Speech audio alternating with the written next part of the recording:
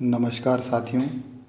ME 310 management और entrepreneurship subject के दूसरे चैप्टर साइंटिफिक मैनेजमेंट के पहले लेक्चर में अपन ने साइंटिफिक मैनेजमेंट का अर्थ समझा था। कई जो बड़े बड़े विद्वान हुए हैं उनके द्वारा साइंटिफिक मैनेजमेंट की डेफिनेशंस दी गई, उनके बारे में हमने चर्चा करी थी। उसके अलावा हमने कैरेक्टरिस्टिक्स या फीचर्स ऑफ साइंटिफिक मैनेजमेंट के बारे में पढ़ा था। ऑब्जेक्ट्स क्या होते हैं, ऑब्जेक्टिव्स उद्देश्य क्या है साइंटिफिक मैनेजमेंट के, इसके बारे में हमने पढ़ा था।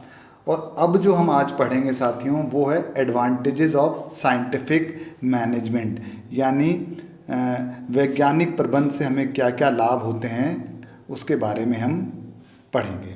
तो टेलर ने वैज्ञानिक प्रबंध से होने वाले लाभों के संबंध में ये कहा है कि वैज्ञानिक प्रबंध जो है साइंटिफिक मैनेजमेंट का सामान्य अनुकरण औद्योगिक कार्य में लगे व्यक्तियों की औसत जो प्रोडक्टिविटी है उसको भविष्य में मतलब उसको कई गुना बढ़ा देती है। और टेलर ने जो इसके बारे में जो एडवांटेजेस जो बताई हैं वो अब हम डिस्कस करेंगे। इसमें पहला है उत्पादक या नियोक्ताओं को क्या लाभ होते हैं, एडवांटेजेस टू प्रोड्यूसर्स या फिर एम्प्लॉयर्स। तो वैज्ञानिक प्रबंध से सर्वाधिक लाभ उत्पादक या नियोक्ता को ही होता है। इसमें क्या होता है, जैसे साधन जो भी हैं अपने, जो भी मटेरियल्स हैं, रॉ मटेरियल है या ह्यूमन एलिमेंट है, उसमें उन सभी का, मशीन्स का, वर्किंग कंडीशंस का हम पूर्ण उपयोग, अच्छी तरह से उपयोग कर लेते हैं। दूसरा है उत्पादन में मितव्ययता, मतलब जो भी प्रोडक्शन कर रहे हो वो इकोनॉमिक तरीके से आप कंप्लीट कर सकते हो। उसके बाद होता है जैसे औद्योगिक संबंधों में सुधार होता है और शांतिपूर्ण वातावरण का निर्माण करने में भी ये जो साइंटिफिक मैनेजमेंट है ये आपकी मदद करता है। इसके अलावा वस्तुओं की गुणवत्ता में भी सुधार होता है। पर्यवेक्षण व नियंत्रण लागत भी बहुत कम हो जाती है। श्रमिकों की जो कुशलता होती है, जो उनकी कार्यशैली, उसमें भी वृद्धि होती है। और डिवीज़न ऑफ वर्क का हमें लाभ मिलता है। प्रतियोगिता के लिए भी सक्षम होते हैं। समय और उत्पादन की मात्रा का पूर्ण आयोजन संभव हो पाता है। और जो लेटेस्ट मशीनें होती हैं, मॉडर्न मशीनें होती है, उनको प्रशिक्षित यानी ट्रेंड व्यक्तियों का उपयोग संभव हो पाता है। उत्पादन की प्रतिष्ठा में ऑब्वियस है वृद्धि होती है। व्यवसाय के स्टेबिलिटी में भी इंक्रीज होता है। और शोध एवं अनुसंधान को जगह मिलती है, यानी जितना रिसर्च वगैरह इसके बिना नहीं मिलता था वो अब साइंटिफिक मैनेजमेंट जहाँ भी यूज़ होता है वहाँ पर हमें रिसर्च और इसके अनुसंधान, शोध के बारे में भी हमें वहाँ पर मौका मिलता है। और व्यवसाय की प्रतिष्ठा में वृद्धि तो होती है। ये तो नियोक्ता जो होते हैं उनको क्या लाभ हुए। अब हम बात करते हैं साइंटिफिक मैनेजमेंट से कि एडवांटेजेस लेबर्स को क्या होता है जो कार्य करते हैं। एक तो ये होता है कि इनकी पसंद का कार्य इनको मिल जाता है ना। दूसरा ये है कार्यक्षमता वृद्धि के लिए प्रशिक्षण की, ट्रेनिंग की भी आपको सुविधा मिल जाती है। और इसके अलावा प्रगति यानी आपके प्रमोशंस के भी आपको अवसर मिलते हैं। उपयुक्त मजदूरी एवं अभिप्रेरण आपको मिलता है, मजदूरी आपको अच्छी मिलने लग जाती है, समय की बचत होती है। और वर्किंग कंडीशंस भी बहुत अच्छी मिलती हैं। और इससे आपका जो लिविंग स्टैंडर्ड है वो भी बहुत इम्प्रूव होता है। मानसिक क्रांति से स्वतंत्र चिंतन का अवसर तथा मनोबल, आपके मनोबल में भी बहुत वृद्धि होती है। और रोजगार में स्थायित्व होता है, मतलब आपकी जॉब जो है वो परमानेंट होती है। समाज में आपकी प्रतिष्ठा बढ़ती है। इसके अलावा जो एडवांटेजेस कस्टमर्स को मिलते हैं, ऑब्वियस है कि उनको अच्छी और सस्ती वस्तुएं उपलब्ध होती हैं, उनके पास ऑप्शंस बहुत होते हैं, अच्छी गुणवत्ता और अच्छी क्वालिटी की प्रमाणित वस्तुएं आसानी से मिल जाती हैं। और जैसा मैंने बताया कि ऑप्शंस बहुत होते हैं, यानी चयन के लिए अधिक वस्तुएं उपलब्ध हो जाती हैं, मिल जाती हैं। और वास्तविक आय से वृद्धि में रहन सहन के अवसर भी मिलते हैं।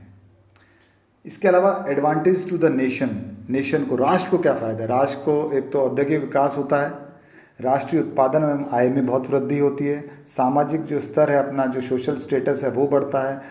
और इंडस्ट्रियल क्रांति, औद्योगिक क्रांति, इंडस्ट्रियल रिवॉल्यूशन होता है। श्रमिक आंदोलन से होने वाली जो क्षतियाँ होती है वो नुकसान होता है, उससे भी बचाव होता है।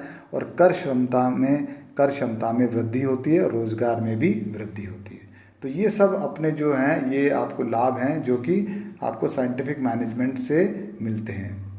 ये और इसमें थॉमसन जो एक थिंकर हुए, उन्होंने कहा है कि वैज्ञानिक प्रबंध ने घाटे में चलने वाले कई उद्योगों को लाभ दिलाया, जो कि लाभ में चल रहे थे उनका लाभ बढ़ाया तथा इस बात के पर्याप्त प्रमाण है कि इसके समाज पर गहरा प्रभाव पड़ा। अब हम बात करते हैं टेलर और साइंटिफिक मैनेजमेंट। तो औद्योगिक प्रकृति में कठिनाई का अध्ययन सबसे पहले श्री चार्ल्स बेबेज ने 1870-71 में लागत एवं समय आदि के प्रयोग करके किया था।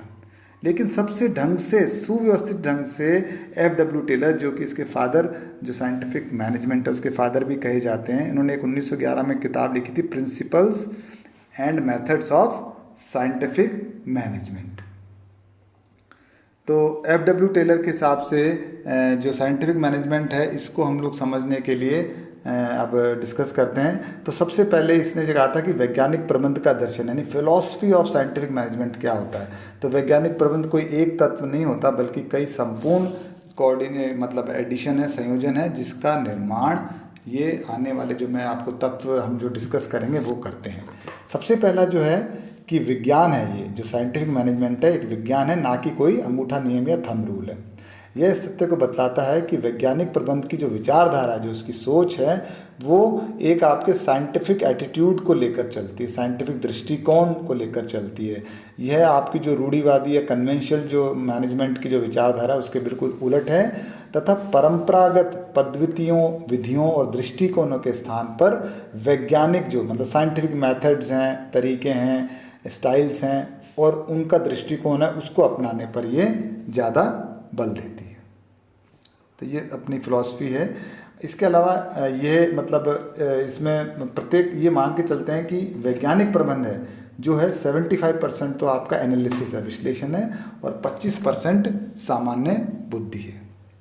इसके अलावा सेकंड पॉइंट जिसमें आता है मतलब फिलॉसफी में, वो ये कहता है कि हार्मनी होनी चाहिए, ना नॉट डिस्कॉर्ड, यानी समन्वय होना चाहिए, ना कि संघर्ष होना चाहिए।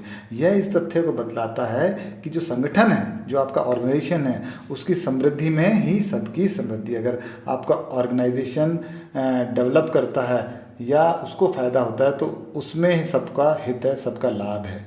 यहाँ परस्पर तालमेल की बहुत आवश्यकता होती है, टीम स्पिरिट की आवश्यकता होती है, किसी प्रकार के विवाद के कोई स्थान नहीं होता, और सभी के जो उद्देश्य हैं, लक्ष्य हैं, वो एक हैं। वह श्रमिक एवं मालिक एक ही पथ के पथिक हैं, मतलब भले काम करने वाला हो, भले उसका मालिक हो, वो सब एक ही रास्ते पे चल रहे हैं, और सबका उद्देश्य ये है कि हमारा जो हमने जो एम, उद्देश्य, ऑब्जेक्टिव्स हैं, उन सबको हमें सभी को साथ लेके सभी मशीनों का ढंग से उपयोग करते हुए मितव्यय तरीके से अच्छे वर्किंग कंडीशन में हम उसको अपने उद्देश्यों को प्राप्त करना है। कच्ची सामग्रियों, मशीन, कार्य पद्धति आदि का इनका स्टैंडर्डाइजेशन करना है, इनका सिंप्लीफिकेशन करना है, और जिससे क्या फ़ायदा मिलता है हमें, ना केवल इनमें कोऑर्डिनेशन होती है बल्कि एक रूपता भी आ जाती है। इसके बाद हम बात करते हैं कोऑपरेशन नॉट इंडिविजुअलिज्म। इसका मतलब है कि सहयोग की भावना होनी चाहिए, ना कि व्यक्तिवाद होना चाहिए।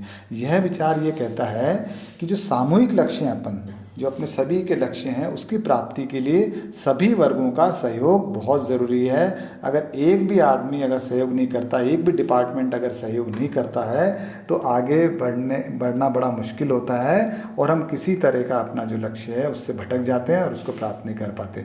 तो व्यक्तिवाद सामूहिक प्रयासों को विफल बनाता है, इसलिए व्यक्तिगत लक्ष्यों के स्थान पर सामूहिक लक्ष्यों को एवं व्यक्तिगत प्रयासों के स्थान पर सामूहिक प्रयासों को सही दिशा में प्रदान करना जो है, ये इसकी बेसिक मतलब थॉट है, बेसिक प्रिंसिपल है जिस पे ये कार्य करता है। कोऑपरेशन होना चाहिए, इंडिविजुअलिज्म यानी व्यक्तिवाद नहीं होना चाहिए। फिर ये नेक्स्ट जो पॉइंट है वो ये कहते हैं कोऑपरेशन तो हो गया, sorry, maximum output in place of restricted output, मतलब अधिकतम उत्पादन करना चाहिए, ना कि सीमित उत्पादन करना चाहिए। यह विचार इस बात को बल देता है कि आपके संगठन से संबंधित सभी वर्गों में वैचारिक क्रांति की आवश्यकता की ज़रूरी है। यह तत्व ये बताता है कि उत्पादन अधिकतम होना चाहिए, ना कि सीमित। अधिकतम उत्पादन संस्था के सभी वर्गों के सामूहिक हित यानी सभी का जो फायदा है वह समृद्धि में वृद्धि करता है, और उद्योग के सभी लोगों के लिए, सभी डिपार्टमेंट्स के लिए, जो भी उससे रिलेटेड हैं, भले वो कस्टमर्स हों, भले वर्कर्स हों, भले मैनेजर्स हों, सबके लिए वही फ़ायदेमंद होता है। फिर जो फिफ्थ पॉइंट आता है इसमें फिलॉसफी में, वो है प्रत्येक व्यक्ति का उसकी अधिकतम कुशलता एवं समृद्धि तक विकास। Development of each man to his greatest efficiency, maximum efficiency तक हमें उसको लाना है, उस आदमी की जो उसकी कार्य कुशलता है उसको बढ़ाना है, उसको ट्रेनिंग्स दे के अलग अलग तरीके से उसको मोटिवेट करके जो उसमें मैक्सिमम उसका पोटेंशियल है उसको हमें प्राप्त करना है। और उसकी प्रॉस्पेरिटी जहाँ तक हो सकती है वहाँ तक हमें उसको पहुँचाना है, जिससे कि उसमें भी एक पॉजिटिव एटीट्यूड आए और अपने जो लक्ष्य हैं वो हम आसानी से प्राप्त कर सकें। और इसके लिए उसका वैज्ञानिक चयन, जो साइंटिफिक मेथड्स हैं उससे हम उसका सिलेक्शन करते हैं। योग्यता के अनुसार ही उन्हें हम जो जॉब देते हैं, जो जिसके वो लायक होते हैं, जिनकी उनकी योग्यता होती है। अनुकूल कार्य यानी उनके लिए वर्किंग कंडीशंस भी उस हिसाब से ही प्रदान की जाती हैं, तथा प्रेरणादायक मजदूरी आदि देकर उचित प्रोत्साहन। डेफिनेटली जिस हिसाब से उनका कार्य होता है, उनकी एफिशिएंसी, उनकी कार्यकुशलता देख के ही हम लोग उनका पेमेंट करते हैं, तो उनमें मोटिवेशन भी होता है। फिर दूसरा जो पॉइंट आता है इसमें साइंटिफिक मैनेजमेंट जो एज पर टेलर, वो होता है मेंटल रिवॉल्यूशन यानी मानसिक क्रांति। तो टेलर के अनुसार वैज्ञानिक प्रबंध की योजना को सफल बनाना है तो श्रमिक और जो मतलब लेबर और जो आपके मैनेजर्स रहते हैं, इनकी मान्यता तथा विचारों में भी क्रांतिकारी परिवर्तन आना आवश्यक है। इन दोनों की सोच आपको बदलनी पड़ेगी। सोच जब तक नहीं बदलेगी, जब तक हम इसमें आगे नहीं बढ़ पाएंगे। और इसका मतलब ये हुआ कि इनके विचारों में क्रांतिकारी परिवर्तन आना आवश्यक है। सुंदर, वैज्ञानिक तथा नवीनतम मशीन और औजारों का प्रयोग तभी सुखद परिणाम दे सकता है। मशीनें आप कितनी भी एडवांस ले आओ, मेथड्स आप कितने भी अच्छे ले आओ, लेकिन इनसे अच्छा रिजल्ट तभी मिलता है जबकि मैनेजमेंट, टॉप मैनेजमेंट और श्रमिक जो होते हैं, लेबर्स या जो भी काम करने वाले लोग होते हैं, उनके जो संबंध हैं वो कॉर्डियल हैं, बहुत अच्छे हों और सुदृढ़ हों, और इनके बीच की जो विचार का जो डिफरेंस है, जो सोच का फ़र्क है, वो भी कम से कम हो। उनके मतानुसार टेलर ने इस प्रकार के रचनात्मक परिवर्तन, ये परिवर्तन है, इसी को मानसिक क्रांति मानते हैं वो। और इनके अनुसार श्रमिक और प्रबंधक एक ही कार्य के दो पहलू हैं। जब तक उनके विचारों में सामंजस्यता यानी कोऑर्डिनेशन नहीं होगी, एक रूपता नहीं होगी, जब तक कोई भी योजना आपकी सफल नहीं होगी और किसी भी तरह के एम्स और ऑब्जेक्टिव्स हम लोग प्राप्त करने में सफल नहीं होंगे। अब बात करते हैं प्रबंधकों के क्या कर्तव्य हैं, ड्यूटीज़ ऑफ मैनेजर्स। तो टेलर ने प्रबंध के निम्न 4 कर्तव्यों का भी उल्लेख किए हैं। जैसे प्रबंधकों का सबसे पहला तो ये ड्यूटी है कि कर्मचारियों कार्य के प्रत्येक तत्व के लिए विज्ञान का विकास करें, जिससे कि परंपरागत अंगूठा नियम को बदला जा सके। कार्य करने का जो भी तरीका है, उस कार्य को डिवाइड करके, वर्क ऑफ डिवीज़न करके, हर एक तरीका, हर एक मेथड जो है वो साइंटिफिक होना चाहिए, ना कि थंब रूल होना चाहिए। ये उनको उसका डेवलपमेंट करना है।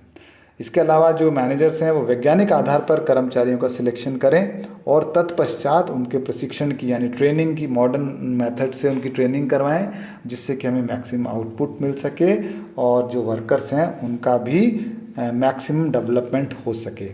इसके अलावा कर्मचारियों के साथ उनको पूर्ण सहयोग करें, उनका कोऑपरेट करें उनको, जिससे कि प्रत्येक कार्य का विकसित किए गए वैज्ञानिक सिद्धांतों के अनुसार उसको हम लोग किया जा सके। हो सकता है कि जब वैज्ञानिक मेथड्स लगाएं तो कुछ लेबर्स को जैसे उसमें प्रॉब्लम हो, तो आपको उनको पूरा सपोर्ट करना है, समझाना है।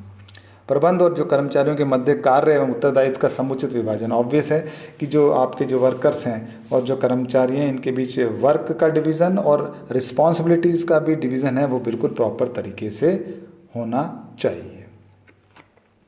अब इसके अलावा जो है इसका एक मैंने आपको टेलर का जो वैज्ञानिक प्रबंध के आधारभूत जो सिद्धांत है, एक हमने चार्ट है वो उसके द्वारा आपको समझा रखा है।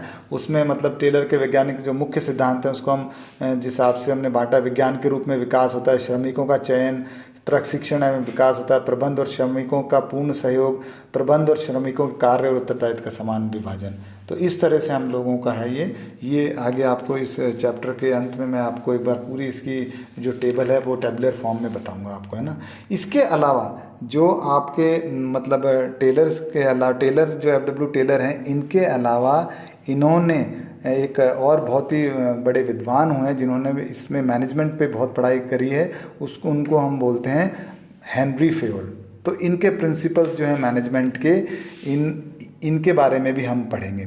इस विज्ञान जो ये प्रबंध के सिद्धांत मतलब इन्होंने भी एक किताब लिखी थी, इनको हम बोलते हैं हेनरी फेयोल को father of modern principles of management. मतलब जो पहले जो प्रिंसिपल्स जो दिए थे वो तो एफडब्ल्यू टेलर ने दिए थे, उसके बाद जो मॉडर्न प्रिंसिपल जो दिए वो हेनरी फेयोल ने दिए।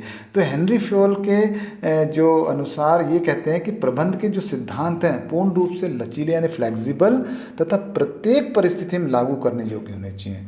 तो दो चीज़ों पे उन्होंने बहुत स्ट्रेस दिया है, बहुत जोर दे के वो कहते हैं कि जितने भी आप मैनेजमेंट के जो भी सिद्धांत आप बनाते हो, जो भी प्रिंसिपल्स आप बनाते हो, उसमें एक चीज़ होनी चाहिए कि ना केवल they should be flexible but they should always be such that they can be applied in every conditions of the work.